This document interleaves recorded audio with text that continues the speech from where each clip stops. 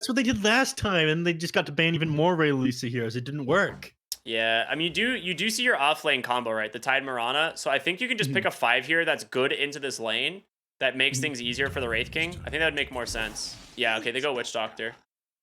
It's much easier right now to just pick against what you know, and then after you see this pick, you can try and go for your mid lane hero because they I could think it super is. counter your mid lane if you picked it right there.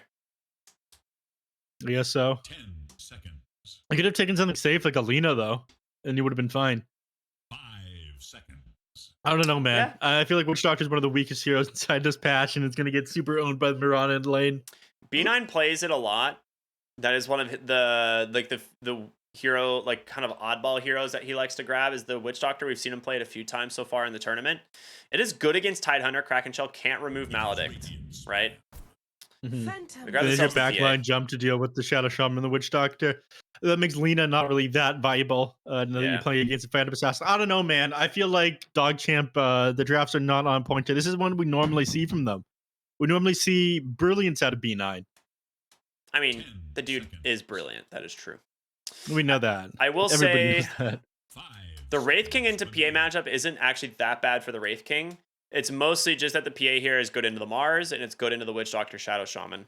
So, and it does make the Lena basically unpickable. So you do have a little bit of an issue there. They'll probably have to ban the actually. You may not need to ban the Lena on the side of DogChamp, but it is something that Analog just played. He's feeling warmed up on, so you may just do it anyway, just as a comfort ban. Mhm. Is there anything else you think they might play? I think they could use another front line on the side of Hokori. Kunka's still in the pool as well. So I think that's something that they look to. A setup on There you go. yeah, Good they call. banned that one out. Yeah. A setup with the air would be pretty scary as well. So B9, Oh, he hasn't yeah. gotten too old yet. They might go for the Ember He's on then. point with some things. They might go for the Ember then, because it is another Mhm. like great setup for the Mirana arrow, and it does help dive with the PA, and you just kind of dangle with the Tide Hunter. So Yeah, I have rid of a spirit here on the other side. I'm not surprised about that one. I think that you do need to be playing something. They can play a little bit faster this game on Ray Lisa and potentially clear our camps. OD, okay, another arrow setup. So I don't think they would have gone for the OD though.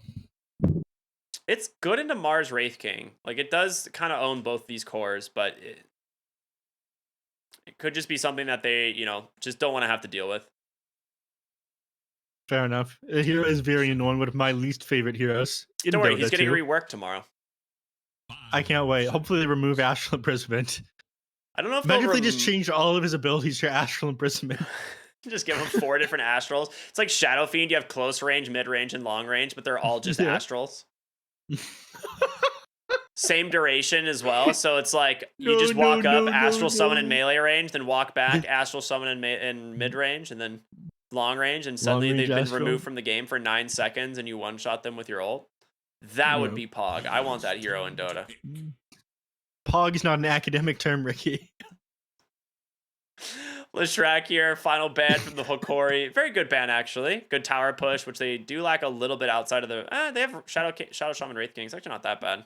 But overall, good against the PA. You can't really dodge any of his damage. No.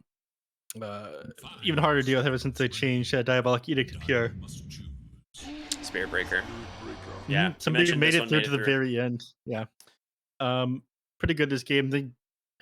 I mean, it's good against most of the heroes that they're playing against here as well. Yeah. Even Yule's buyer, like Mirana, you're probably forced to go for that this game to counter out the Spirit Breaker, but it's going to be Ray Lisa on this one, right?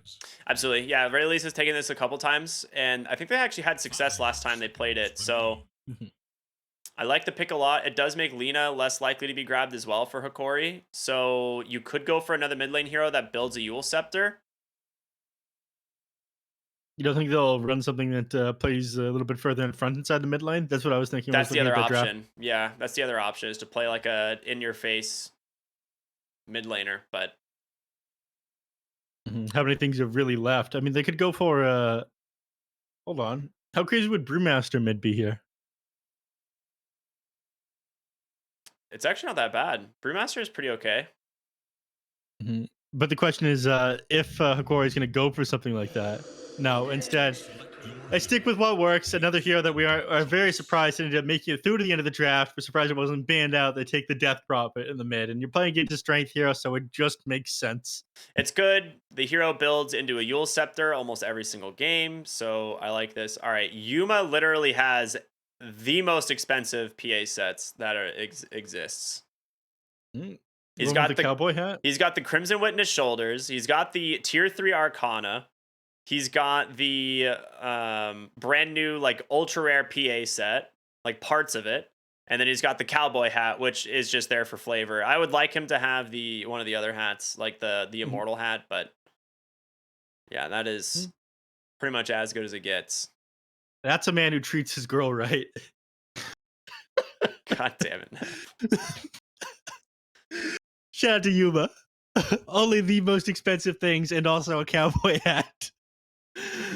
It's a good set of hats. Any other hats jump out at you here, Ricky? I love the Death Prophet. That was like one of my favorite sets that came out for DP actually a little while ago. Just very beautiful. Very well done. Fair enough. Very basic looking Spear Breaker and Ray Lisa. I respect that. This is like my favorite set. Same with B9 on the Witch Doctor. My favorite Witch Doctor set. Is it? Nice. Yep. Default is my absolute favorite. Luki on the Mars as well. Respect to this man. He's got the immortal he's got spear. the spear. Yeah, never mind. Are you spitting on him now? Yeah. Regular spear not good enough for this guy. Oh, he changed his helmet and the game started. Yes. See that? Hear I'm you talking. happy. I am so happy he put this helmet on instead. Can he hear you? Absolutely. I have a direct line of communication with the side of both teams.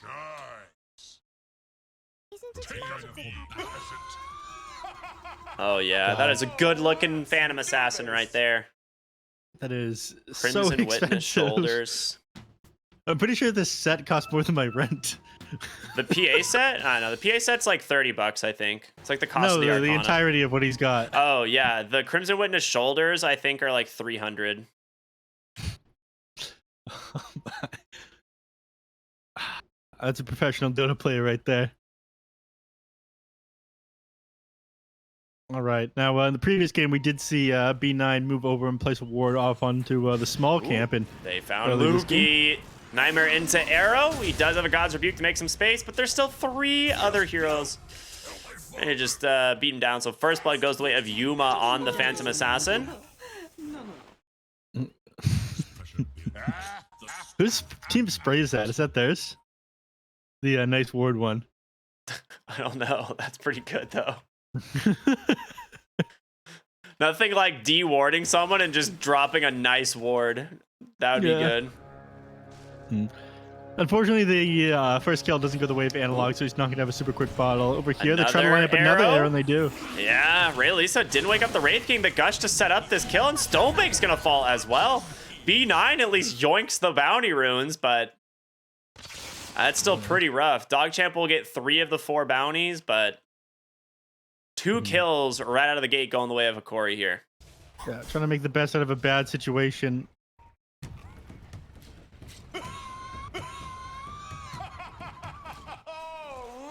But as they say, what can you do? They see Yuma up on the hill? Oh, they see him now. All right, he's just going to salve him back up to full HP, and he's going to be fine. So this mid lane here, Release up against Analog. Obviously, I do think that it goes the Death Prophet's way.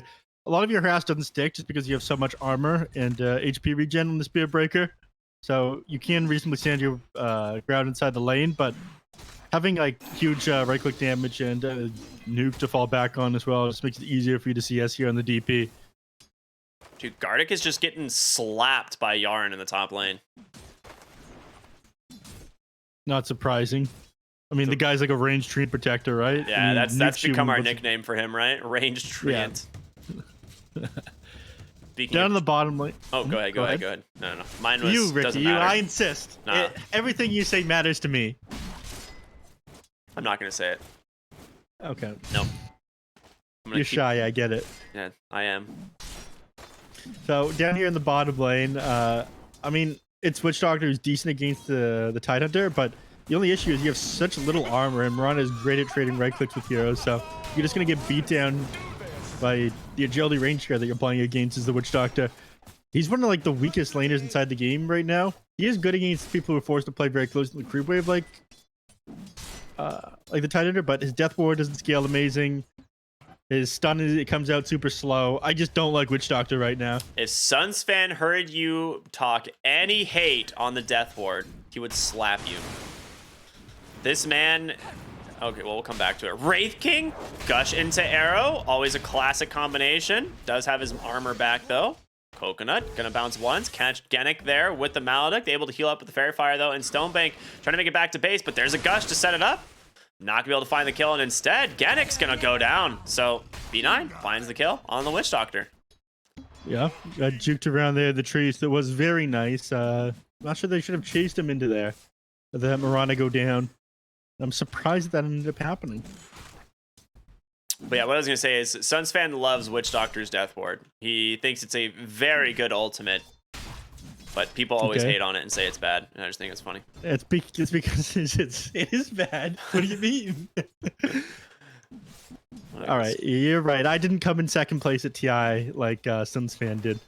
This is true. I'm sure he knows what he's talking about with the death ward. Digital chaos. Dude, that was a great year. I actually put I had DC in my bracket in the grand finals. Really? Yeah. Did you have them winning the grand finals? No, but I did put them in the grand finals. I believed. Obviously not hard enough. Lukey gonna fall here in the top lane. Nice setup here from Yuma and Gardic. Yaren also gonna take a good amount of damage. There's the good old-fashioned taunt we love to see. Wait a minute, Yuma! You counted your chickens too soon. He gets the kill. Oh my god. All right, Yaren. That's a big chat up play right there. They end up going down first, but he takes down the PA in the process. That's more of a moral victory, right? Yeah, the PA looks very foolish right now. I think he realized just how much damage the Shadow Shaman did partway through, but it was too late to turn back, but ended up turning back anyways. At the very least, him walking away there means the auto attack didn't land until after Gardic can kill off the Yarn, so there's no XP gain by that Shadow Shaman for that kill. Lukey just came back to lane and took so much damage from those two, so he's gonna have to heal himself up. He does have the Helm of Iron Will, which will allow him to sustain the lane. They are looking to get aggressive here on the Bane. Spear will pin him against the trees, slowed up for the moment, but God's Rebuke. Now Yaren just yoinks it with the 2 points in Ether Shock, so starting to turn the lane around in the top. All the farm is just going to go to the Shadow Shaman, man. That's how Yaren plays, man. He always takes all the farm. Yeah. He's not stacking camps this game, which is very rare for him. He's got to farm heroes and Lukey's creeps. Yeah. Ray Lisa's instead forced to move over here into the small camp and start farming out these Vol assassins. Ooh, Stonebank's Helm of Iron Will just got sniped on the courier. Organic, yeah. Very nice find. That's a big deal. It makes him much easier to kill inside this lane. He's got no armor items, so he's not going to have any for at least another, for like 2 minutes now. So Death Prophet could just rotate down to the bottom lane, try to set up a kill onto him with like extra some gush. Looks like they're trying to set up mid. Exorcism comes out from Analog. Ray Lisa just going to be able to walk back to his other tower. But you've got Genic here as well as Gardic, so they have the arrow. Oh, he just used arrow, so you don't have the Nightmare set up this time, but Yaren in the trees here, gonna do a decent amount of damage with the Ether Shock, gets the shackles, gonna be able to make space. Ray Lisa will survive just barely. But again, it's the dive here to the tower. They just want to commit to bringing this one down. They've got the catapult still alive. They're gonna fortify their own creeps as well. So 5 minutes into the game, you lose your mid tier 1 tower, and that is just the nature of the Death Prophet, and a beautiful rotation, honestly, from the supports of Hokori. It's actually very rare for us to see the Death Prophet find that, 5-minute tower kill these days. But they didn't respond to that one properly on these heroes on DogChamp. Everyone was in kind of awkward place when they're starting to set that one up. And, arrow taking out the catapult also made that one even easier. Usually that one, be hard to bring down, buys them a little bit of time. Top lane, Spirit comes out onto Yuma, just going to force him to the tower. He's going to be just fine. But yeah, it's very rare for us to see that, because normally you can just stall out the creep wave with the Exorcism, but the heroes that they happen to be playing against struggle to get into place there. Both Witch spear Doctor from and Shadow Gardic. Shaman would die. He's in some trouble here on Lukey. There is a charge coming, and Yarn with a nice shackles. The TP in from the Death Prophet. He needs to be careful. The charge will connect onto 2. Nether Strike comes in, sends Genic right back in. One more auto attack's gonna come through. The Coconut gonna bounce back and forth, try and slow down Analog. Ray Lisa charge in a few seconds, so he's gonna be fine. 8 heroes to the top lane for this. Might just turn around and try to go onto Yuma here with the next charge. Yeah, that's exactly what he's going to do. They're going to run at him underneath the tower. There's no way. Some bad Right? communication there from DogChamp. Yarn had walked back. He didn't want to try to take that one because of that. He gets Yuma's the gonna get away. Maledict out, does a decent chunk of damage, but you've still got Death Prophet on the backside, and B9 just dies under the tower instead. Lukey doesn't have anything to get away from the Death Prophet in this Arcane Rune, so he's dead as well. It's going to end up costing you a ton. Yeah, again, bad communication there. It looked like Relisa was very committed to going for that kill there, but Yarn was long since turning away from that one, even as the Spirit Breaker was charging in. I'm sure they could all like hear and see it, so I imagine there was a disagreement there on comms. Yeah. Dude, it's always funny hitting a Tidehunter after he anchor smashes you and you just do 0 damage. Yeah, the Kraken Shell as well. He's only got a single point into it, though. Yeah. Nightmare and Arrow. Classic combo once again. Yaren just going to have to accept his fate here, most likely. Ooh, he actually doesn't have mana for the Brain Sap, so he's going to try and just hobble away here. Cryptsworn comes through. One more auto attack from Gardic. Gets it, though. Ray Lisa unable to save him. Lukey rotating in. Hits the Spear. The Arena pinning down the Death Prophet. Maledict comes out as well. That should be an easy pickoff for them. Gardic, now the next target in their sights. Coconut to slow him down. All right, Gooden showing some good signs of life here. He's going to deny himself to the tower, so they split the gold instead. But overall, a great rotation from DogChamp. Actually pulling a little bit of gold back their way. Yeah, very much needed. The kill on the Death Prophet was huge for them. And is making space for people elsewhere on the map as well. Stonebank doing fine enough against Vitaly here on the Tidehunter. The boys are going to come in as well. Hopefully Vitaly's playing very far forward at the moment. The fact that he was super late getting this Helm of Iron Will, I think did punish Stonebank pretty hard inside the lane. Actually, yeah, Analog's gonna be down here as well. So you're forced to get back top lane. Yeah, it looks like Lukey, he's gonna be fine though. There's no other heroes coming, so he's just taking a little bit of harassment here from the Bane. But no worry from him. Mirana is actually just gonna deny the bounty rune that they were trying to leave there. Yarn B9 smoked up. Heading to the north. Oh, they gets just a slight bit of vision there on the Bane thanks to his bonus night vision. So he does know that they are here, and the PA has left to the mid lane. Yeah. They're not going to be able to find anybody. I mean, maybe they'll find, yeah, Gardic might just die here. Oh, no, they're going to let him fast. go. He's got a lot of movement speed. You don't even have boots yet on Blade 9 either. You're a very poor Witch Doctor. Bottom tower is under attack. Dire should look. This is, I can't believe that Gardic is just going to get to hang around up here. Is no more. Vitaly finally takes tier 1 bottom. I'm assuming he's got like the... Oh, no, he's not. Okay, interesting. You thought he went Meteor Hammer? No. As much as I do like the Meteor Hammer Tide, I thought he might have gone Hooded Defiance, but No. Dire should he's just sending out some more regen. So he might turn this one into a Lotus Orb.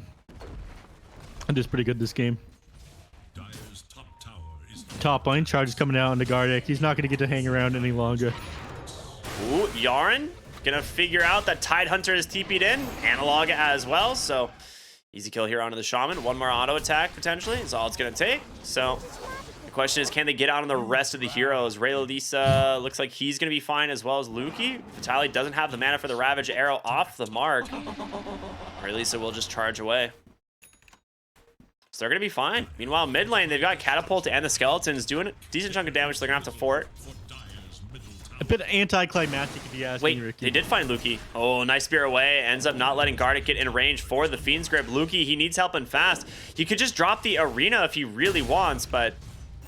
Zone the arena? Why drop the arena and run when you can take the fight with the Wraith King? Oh, Stam. Yeah, he walks right up into Stonebank, and Bane gets the Nightmare off. There's the Arena. The Ravage, though, comes through. Fiend's Grip not able to be canceled as Stonebank trying to bring down the Bane, but he's able to keep himself alive long enough. It's going to go to Rayla Lisa, though, with the charge, looking to go for the Yuma now.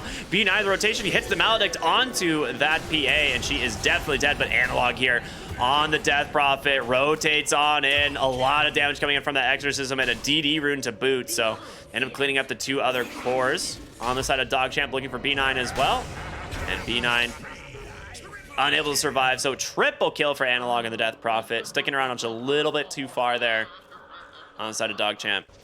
All right, now the question was why why run away when you can place the arena and fight? The answer was that was why. Okay, at least we found the answer to the mysterious question. Nobody else doing damage. I think these are just communication issues. Not everyone is aware that they're going to take a fight there, and because that they don't turn on these heroes very fast. Maybe if the charge ended up connecting to more heroes rather than just Gardic there, that would have been able to take the team fight, but unfortunately, it was on someone who was just about to go down anyways. Mid lane, Analog, he's going to be just fine. Not going to be able to take him down. They do drop the wards, though. Yeah, I think they'll be able to get this tower. Lukey's going to come in. Didn't fort the creeps. Tag, unfortunately. They're going to have to take a lot of damage for this. Rayla Lisa gets the Nightmare out, so he's not in any danger at all. Spirit Breaker. All right, they do get the tower on Yarn, though. That was the main objective, and Rayla Lisa will just head back out on the Spirit Breaker. Dude, he lost all of his HP there. You got to be careful. Can't play that aggressive the next couple of minutes now. He's almost got a Shadow Blade. He's very close. Just about 700 gold away.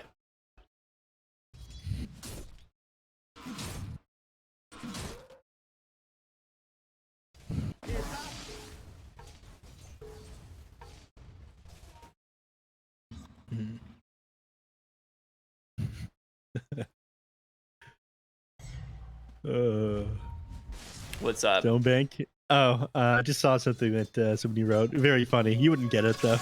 I see. Yeah.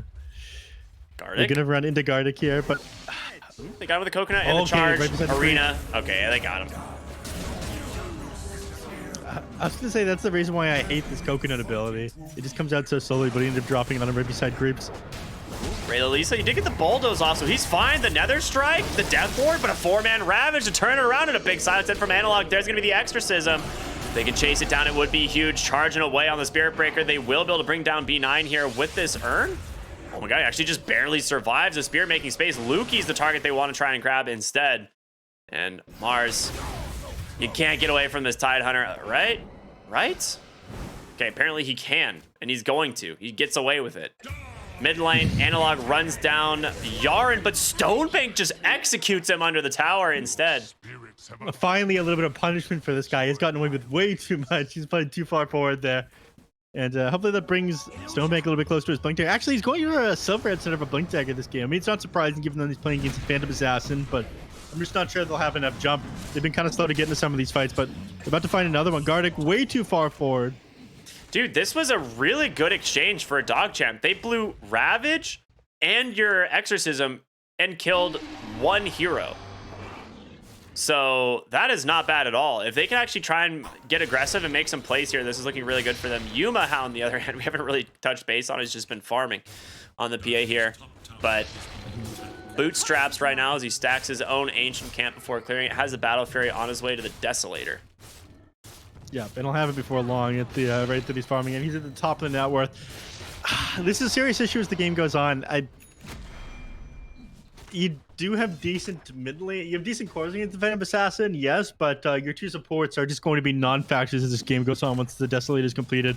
Once you have Deso, BKB on Phantom Assassin, you're not going to have games on the Witch Doctor and Shadow Shaman. Hopefully, they can give themselves Ghost Scepters before too long, so they can actually survive for a couple seconds of these team fights, but we'll see. They're going to smoke up and try to continue their aggression. They know the later this goes, the better off this Phantom Assassin is going to be with his Battle Fury build. They're going to walk up on the high ground. They find B9. There is a sentry here to scout them. Fiend's Grip comes out right away with the coconut to cancel. Spear going to catch the Mirana. Stuck inside the arena. They go ahead and drop the Serpent Wards as well. And a shackle onto Vitaly the Maledict. Did connect onto him, but in comes Yuma. The PA, man, he is strong, and Analog's here as well. Spear away, might be able to save Lukey, but the rest of the team has fallen. Yeah, the crits on this man. Lukey, he's just going to TP out, and he's going to be able to make it. He's going to keep trying to chase him. Maybe not. He's going to continue to CS. Maybe if his blur broke, he'd be trying to scout him out, but doesn't manage to find anything. Pause comes out. So they try to invade the enemy triangle, but the reason they caught them out there is they actually scanned out that smoke. So they knew exactly the direction they were coming from there. If they had Ravage on the side of Hokori, that one would have been even worse. But it was on cooldown for like 20 seconds when he initiated that team fight. How do you feel about the Hunter Defiance? I know you were wanting to see this one picked up earlier. I would have preferred to see a Lotus Orb this game, but do you think they needed the magic resist? Hunter Defiance is just so good on the Tidehunter. Like it's one of those things that you don't really have to use the barrier active, but if you can, like especially against like the Mars or the Maledict, it's a big deal. Like Maledict is super hard countered by this item, and it's like that's one of the main things that can kill the Tidehunter in this game. So I like the pickup. Fair enough. Well, we'll see what he goes for next. PA managed to find a couple kills there without really ever putting yourself at risk, and pulls him even ahead, further ahead of the Wraith King, who's sitting at 8,300 net worth. I mean, the boys help you farm up decently, but you're never going to keep up with the Battle Fury on the Phantom Assassin. So you think they have to close this out as soon as he ends up getting a Silver Edge, or what? Yeah, I would say. Yeah, I think the Silver Edge is a. Hold on, you're talking about on the Wraith King, right? Yeah, as soon as they get the Silver Edge on the Wraith King, do you think they'll try to close this one out? It's hard to say if they'll be able to close it out because you still need the BKBs. I think this game, like it is a really big deal to have BKB on all three of your cores. They have one almost done. Actually, no one is even close. So Wraith King is finishing Silver Edge, but Spirit Breaker and Mars are queuing up the BKB, and they both need one. So I think once you have that, you could probably take fights, but until then, it's actually not. It's still not that easy once you have the Silver Edge.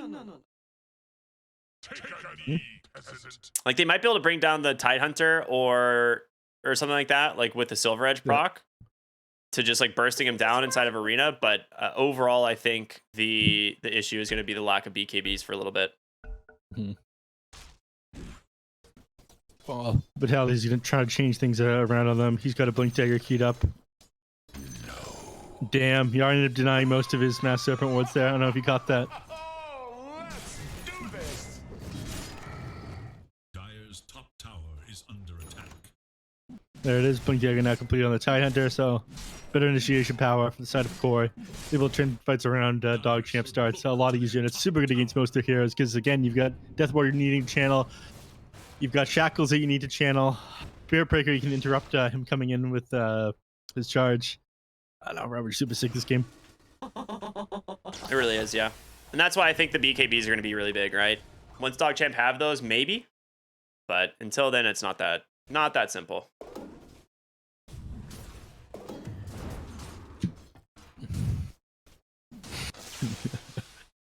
Yeah, the shells come out for both teams. You just hit the 17-minute mark. And we just find a haste on Tidehunter. I would have loved to see him like move with his team to try and find something, but everybody's playing way too close and he seemed pretty far away on the rest of Hokori. Or at least he's actually trying to go over the midline. Ooh. A little bit of a mistake there. They will connect on the charge, but arena down, so nothing you can do. Yeah, no arena. You hate to see it. They're playing around the pit right now on DogChamp, but there's no way they can actually clear out Roshan, right?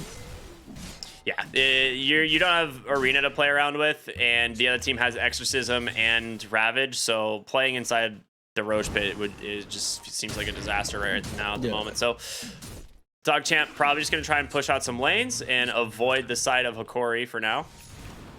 They're going to scout an Arcane Rune, but they managed to actually find Witch Doctor as well, so going for a D ward, gets punished for that. Yeah, and they're going to go for Roshan themselves. They're pinging out the pit on the Phantom Assassin. Yeah, Analog gets Arcane, so he just no problem at all. Wants to pop the Exorcism for it. They've got Desolator and Orb of Corrosion on the Phantom Assassin as well, so they'll manage to make quick work of this one when she's in the pit.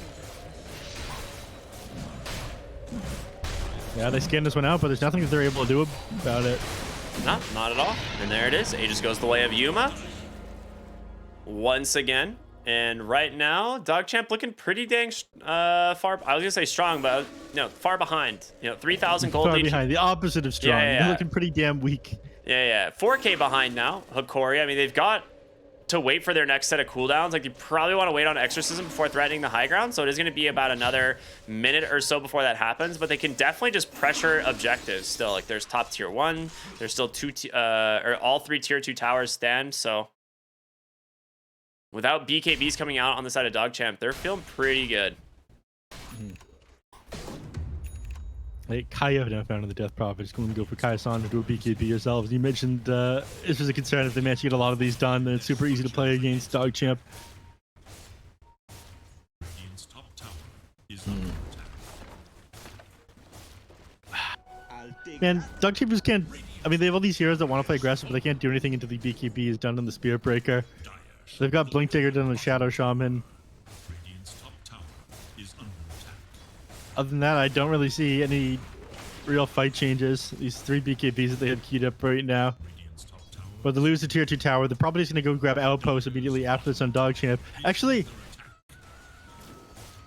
everyone is on like the other side of the map. Yeah, They're just going to they walk don't really high ground and try care. to force them back. Yeah. Yeah, you got Exorcism coming up in 3, and that's what I was saying. The Arcane Rune like created a timing for where it. you can just go high ground on the next Exorcism, and they're just going to start threatening the tower here with Yuma, waiting on the creep wave Yeah. to show up, but it's really just forcing DogChamp back. They do manage to take the tier 1 bottom with the Serpent Wards, but not the This end is of the tier world. 1 tower. Yeah. Yeah, I like that they went high ground there to force them back. Dire's middle tower is under attack. And it looks like it's going to target this tier 2 next. Is smoke Smoke up up his now on floor. Dog? Yeah. Death Prophet would be a huge kill if they can get him in the Silver Edge. There it is. The Spear, the Vitaly's here, Blink, though. everything. Great way to start the fight. Yarn goes forward. He gets the Hex onto the Titan, but there's no break for this. He's going to be fine. And there it is. The turnaround with the Ravage connects onto 4. The rest of these heroes, though, try to do their best. Yuma just one-shots B9. There's going to be the Fiend's Grip onto the Spirit Breaker. Stonebank having to walk away as his team falls one by one. Yules comes through from Genic. Another arrow setup. Gaps himself a double kill. And yep, DogChamp, you don't get the break on the Tidehunter. A dude's going to get a Ravage every single time. So that is a big problem, is now you just died right outside your base. The only saving grace is the Death Prophet's Exorcism is not here to take your tower, but Yeah. The one was kind of surprising to me that they didn't go in to try to save the Death Prophet, because Vitaly was standing right there. We could have blinked over the small camp over into the enemies and gotten a 5-man Ravage off, but opted not to. I think just waiting for the rest of Hokori to show up. The Ravage Yeah. would have been a decent save, but I think everyone would have been able to disengage afterwards. So exactly. you do lose the they Death weren't there. Prophet, which you do lose the Death Prophet, which isn't ideal, but you manage to take a really good team fight afterwards. Lukey again, seeing if he can get his hands on the Death Prophet. It would be a very nice kill if they could get it, but Mhm. it doesn't mean, look like he's going to maybe- fall for it twice. It's possible Vitaly would have died if he tried to blink in, though, because they did have vision onto the Tidehunter when he was clearing the camp thanks to that Observer Ward. Yeah. Not that they would have known about that on Hokori, but still. This is just the BKBs, though, right? Like, you're taking this fight without them completed on the side of DogChamp. Ray Lalisa is still about 800 gold away, and Mars even substantially more. Yeah, So- I think Analog just goes in with Exorcism here. They try to take the racks. Dire structures are fortified. He's not going for it. Instead, he tries to cut the midwave. I don't know. It's a I good feel like choice he to should grab the go for it here. mid-wave, though. Are under attack. Let that start pushing in. Meanwhile, Stonebank grabs tier 2 bottom on the Wraith King, and Yuma starting to work onto the melee barracks here. Analog pops the Exo. Spear Arena does find Yuma, but we'll be able to dodge out a little bit of that damage thanks to... Oh, they get the break. All right, he's dead. Witch Doctor goes down to the backside, though. First big kill. They also managed to find Imrana. Fiend's Grip going to cancel that shackle, but in comes Yuma. He pops the BKB Vitaly. No ultimate available, but they will manage to take down the melee lane of barracks here thanks to Analog's Exorcism. And they will just disengage, grab themselves a 2-for-1. They did, like you said, be forced to pop the Aegis, but you ended up spending so long doing that that you allowed Wraith King to grab the tier 2 in the bottom lane. So, some signs of life here from DogChamp, and they get closer towards these BKBs that they've been working on. But I don't know. If one of your racks is gone, the wave's gonna start pushing it naturally, and you're on more of a timer than before. Lukey.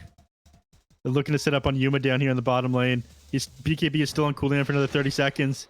You saw him clear out the wave there. They could get him. Okay, they give away exactly where they are by clearing out the couriers. Not ideal.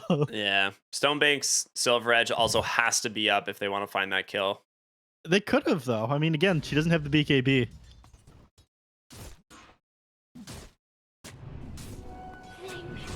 They're smoking up now on Hokori. I'm not sure what they're going to be able to find. Because, again, they really want a 5v5 engagement. Kartik trying to get in range. The Nightmare from downtown B9 tries to maybe offer some assistance, but Voodoo Switcheroo to try him just a couple seconds here against the Tide Hunter, but he's actually going to survive underneath the tower here, potentially. Ends up dropping the Death Ward onto the Tide Hunter, do what damage he can, but again, pops the barrier. Maledict has expired. No more damage coming out their way. And Yuma, he's managed to find the Wraith King. Stonebank a little bit greedy trying to push the lane and gets punished here by Genic and Yuma. Hiding in the trees for the moment, does have a Silver Edge in 3, but gem. They've got detection. They've got a gem even already finished up on Gardic, so that is, again, similar to last game where Stonebank got caught out, right? Like a really, really big death from him. Yeah. Hokori looking in great form despite replacing 2 other players. DogChamp, they're getting torn all over the map and they're not finding much. There's your first BKB completed on the Spear Breaker, but my only concern is that it's coming out a little bit too late. He's going to be working on the Aghanim Shard next. It probably has a 4-second break to the Phantom Assassin, but I'm not sure 4 seconds he'd be able enough to bring the hero down. And Yuma's going to try to make quick work of this tower here.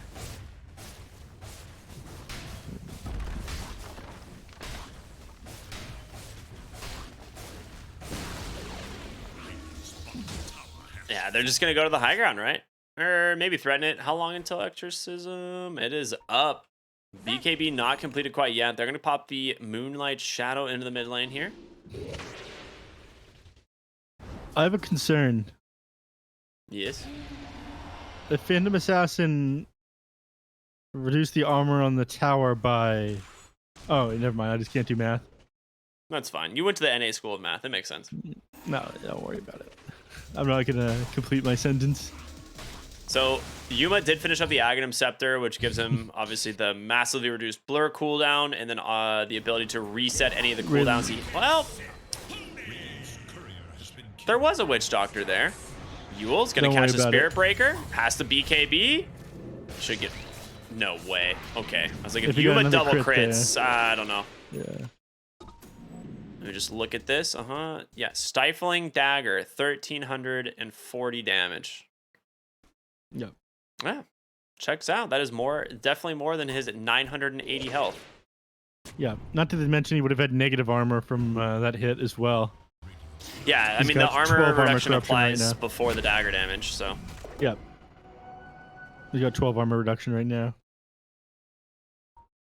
Oh, never mind. No, he just got the... Yeah, he just got the 6. No, he has level 20 talent as well. Oh, did he? Yep. Oh, so 9. Okay, yeah. Still negative armor either way. No. Shadow Shaman, put to sleep, put to bed. Put to sleep twice. One of them's the long sleep, though. Yeah, one of them's a much longer sleep. Voodoo Switcheroo, classic. And he's dead. So Hokori feeling very strong right now. I mean, this is like the ultimate power spike. Who needs an Aegis? Respawning in 10 seconds on Roche? Who cares? It's high ground time. Hokori, they've got everything they want. They pop the Exorcism, looking for this tier 3 tower. Wave coming in at the moment. Charge through from Ray Lalisa. Can they actually bring him down? Spear ends up finding the Death Prophet, and Fiend's Grip does come out right away. Death Prophet trying to get out of here. The break is there. They get the damage to get the kill. You've managed to get both supports on the backside thanks to you, but though he's chasing for more Ravage from Vitality just to help finish him off. And now Stonebank trying to stand his ground, still has a Reincarnation Yarn with a nice ward drop, managing to trap them in place, but they just chew right through him. They don't really care. Yuma's got his attention set on the buildings as he just jumps back out, gonna finish off the tower as well as the melee barracks. So 3 heroes dead without buyback. It's looking like Hokori's about to take this one at 2-0. Yeah, I was wondering what did so much damage to the Witch Doctor there. It turned out been getting cleaved for 500 damage off of a single crit. Yeah, I'll do it. So, as a mere bystander, these team fights and support still don't get to exist because of this battle fear on the Phantom Assassin. That was a dieback on B9 as well, so his game is very sad. Yeah, double damage rune bottled up right now on Yuma. Very nice. He's got a Basher queued up. They're going to head on into the Roshan. He's going to drop Aegis and Shard. The Shard for the PA, quite good. Giving him that AoE pure damage. And once you combine that with the Aghanim Scepter, allowing it to reset its cooldown, it's a lot of damage. It's what, 16%? It is a lot of damage.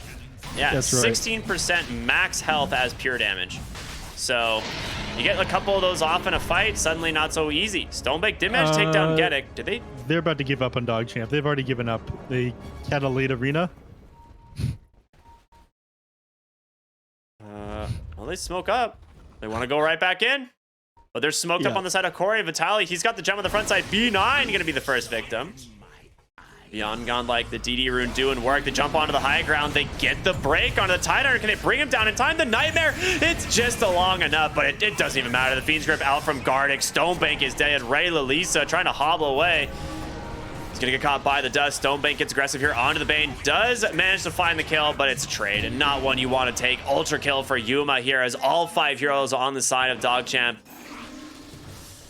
Genik stealing the rampage there from the Phantom Assassin. I wanted to highlight that one. Kind of if everyone sus. in the chat can please shame Genik for what he just did. Very sus. That would be great.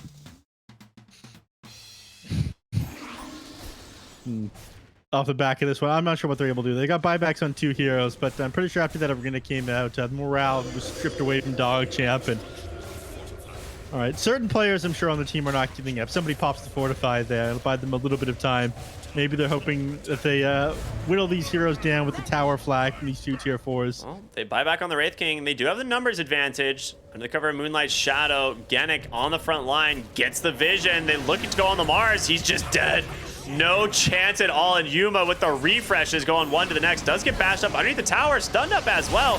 Maledic, the Death Ward is there. Gets the Voodoo Switcheroo. Yuma. That's going to be just an Aegis, though. So if they can even pop it. Nah, Maledic's got him for sure, but you got a BKB on Stonebank trying to get aggressive here onto the Death Prophet, but you got to deal with the PA first. The break is there. This another strike onto the tower. Yuma goes down. 95 seconds without a buyback. Looking to turn their attention on over to Genik. They get a second. All right, me, very stupid. DogChamp, very good at the video game here. They realize they have the numbers advantage when they've got the disables like they have on a hero like Shadow Shaman. They are able to bring down this Phantom Assassin. The break ended up being enough. Without the Tidehunter coming in with the Ravage, there's no way to control up these heroes, and they're able to just kite around this Phantom Assassin. So they managed to do it there. They might have Ghost Scepters in these next team fights. They have them queued up right now on Bloody 9 and on Yaren. So even though they've got 1 set of racks left, even though their tier 4s aren't looking like they're in very good shape, they haven't given up.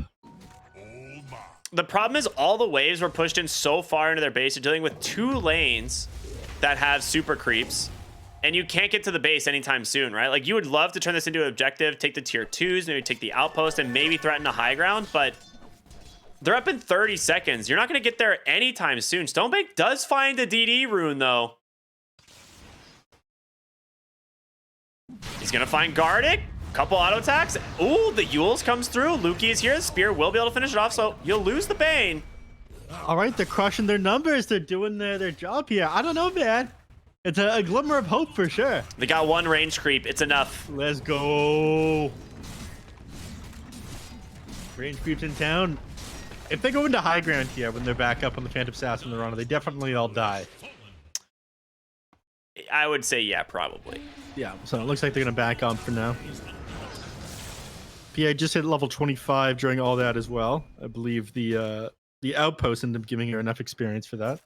And is the Abyssal Blade queued up now. The game was once at a 98% win probability for Hokori. It is now 88. So 10%. Bringing it back. Wow. Bringing it back. Yeah, indeed. top lane. They see Vitaly here. I think the biggest takeaway from the previous fight is how important it is to kill the Shadow Shaman. Yeah, like Yuma just jumped in without mana originally. He would have been able to kill the Shadow Shaman, but he like jumped in when he didn't have the mana, and as a result ended up just getting controlled.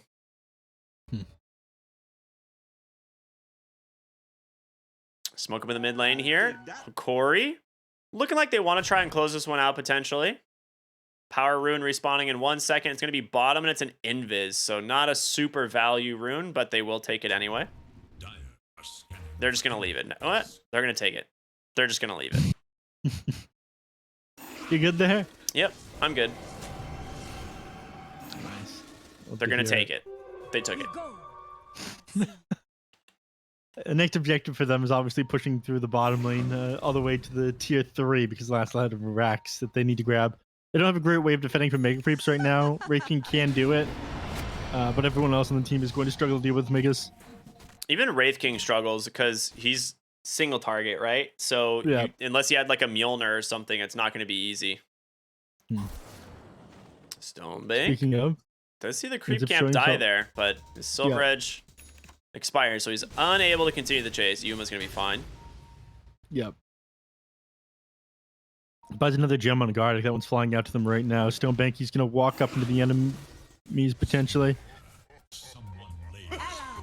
It looks like the side of Hokori have realized their problems, and they're buying Aeon Discs to deal with it. So Vitaly has his locked currently in his backpack. Yuma doesn't, though, and Yuma doesn't have buyback either. If That is Yuma true. makes a big misplay, they could just lose the game off. Oh, Vitaly just walks into 3, gets the Ravage. Yuma comes in, gets 1. Abyssal Blade onto the Wraith King, but there's going to be the Arena. The Spear doesn't come out. A full duration Fiend's Grip from the Bane. Going to be able to control him, and Yuma going target to target. Ray Lisa jumps on it, gets the charge, pops the BKB, now has to retreat completely. But Vitaly is here. The dust is going to connect. He has a charge in 1, but an arrow follows up, gets the stun. 4 heroes dead. Absolute disaster for the side of DogChamp. Yeah, Wraith King managed to get away with Silver Edge. They didn't have detection as he walked out of that team fight. His armlet ended up bringing him down to 1 in HP, so he was practically dead, but he managed to survive this one.